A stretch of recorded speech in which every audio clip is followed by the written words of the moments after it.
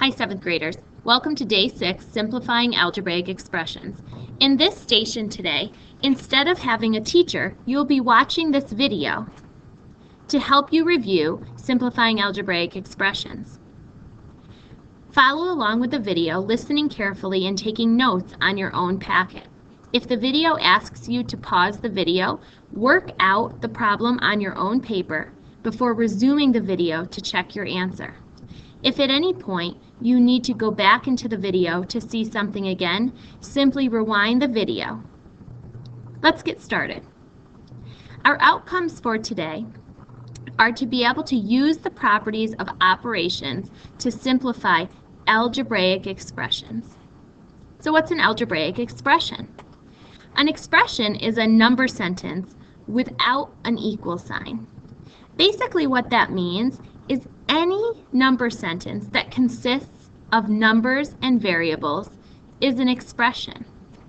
So take, for example, 2x minus 7. This is an algebraic expression. It does not have an equal sign. It has a coefficient of 2 with a variable x, and then it's subtracting 7, the constant 7. Let's take a look at how we can simplify algebraic expressions. One of the ways that we can simplify an expression is to do something called combine like terms. So if I look at this expression here, you'll see that it's got 1, 2, 3, 4 terms. It's got x as a variable, and it's got 2 constants here. We can simplify this by putting terms with the same variable together. So here I see a 5x. Here I see a 2x. Because both of these terms have the variable x, I can put them together. It's important to note that you always want to take the sign that is in front of the term. So in this case, we would have 5x plus 2x, which if I combine them is going to give me 7x.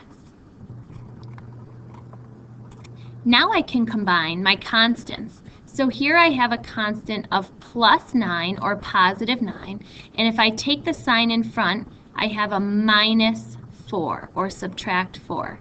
9 minus 4 is going to give me plus 5. I can't simplify this expression anymore because there's no other terms that can be combined together. So this is a case where I've combined like terms to simplify. Let's take a look at the next example. Another way that we can simplify expressions is by using the distributive property.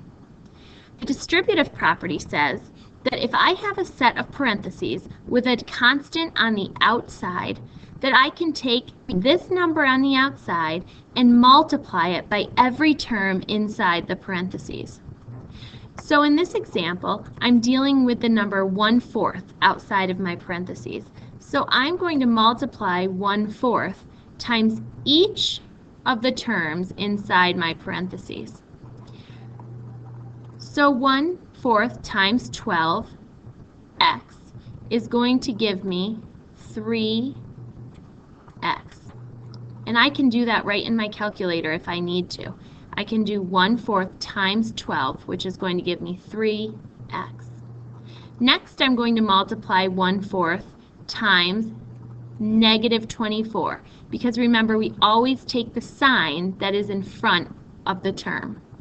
1/4 times a negative 24 is going to give me a negative 6. And then over here I have this plus 6 that I haven't done anything with yet, so that's going to just come along. Now I need to look and see if there are any like terms that I can combine. So I have no other terms with an x variable, so that's just going to leave me with 3x.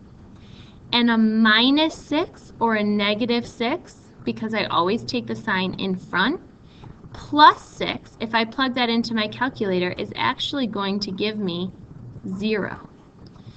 So all I'm left with is actually 3x.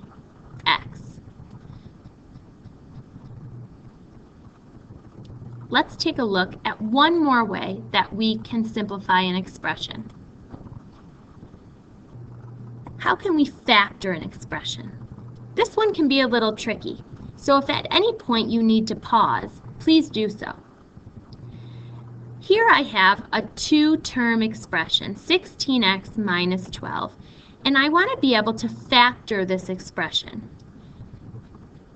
First, I need to identify the GCF. So if I were to make a list of the factors for the number 16, that is, the numbers that I can multiply together to make 16. There's 1 and 16, 2 and 8, 4 times 4. So those are all the factors of 16. Now if I look at this number 12, what are the factors or the numbers that I can multiply together to make 12? Well, of course, there's 1 times 12, 2 times 6, and 3 times 4. Looking at this list, can you identify which is the greatest common factor between these two numbers?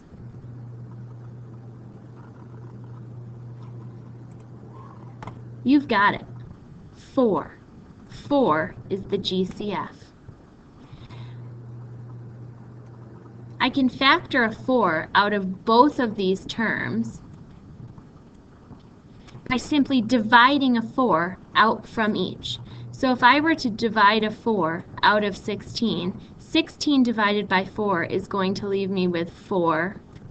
And if I divide a positive 4 out of negative 12, that's going to leave me with a negative 3y. Here I've factored this expression to simplify. You can check that you've factored this expression correctly by going ahead and distributing the 4. So if I rewrite my factored expression down here, I can quickly check it by distributing. Let's see if I get what I started with up here in my original expression. So if I distribute the 4 by multiplying each term on the inside, pause the video and see what you would get.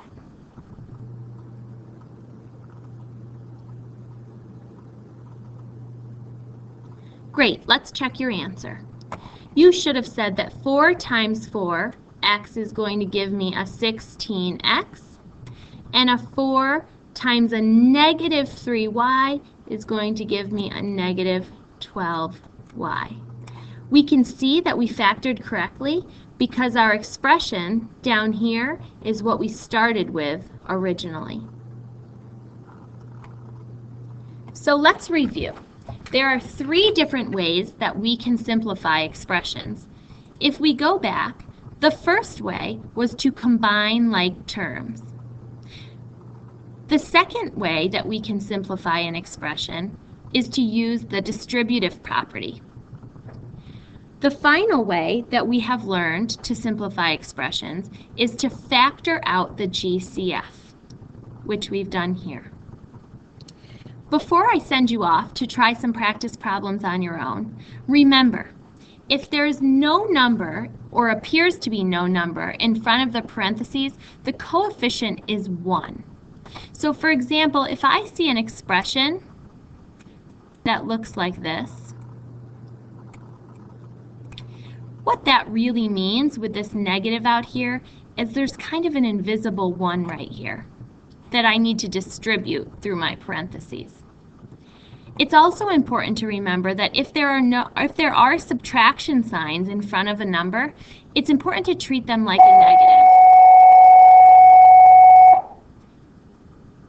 For example, here if I were to simplify, I would multiply negative 1 times a 2x and negative 1 times a negative 2, because I always take the sign in front. I think you're ready to try some practice problems now. Pause the video and start to work through your packet. Mrs. Friege will be around to check your answers. Remember, you may work in any order that you like, and be sure to use your calculator and work carefully. Good luck!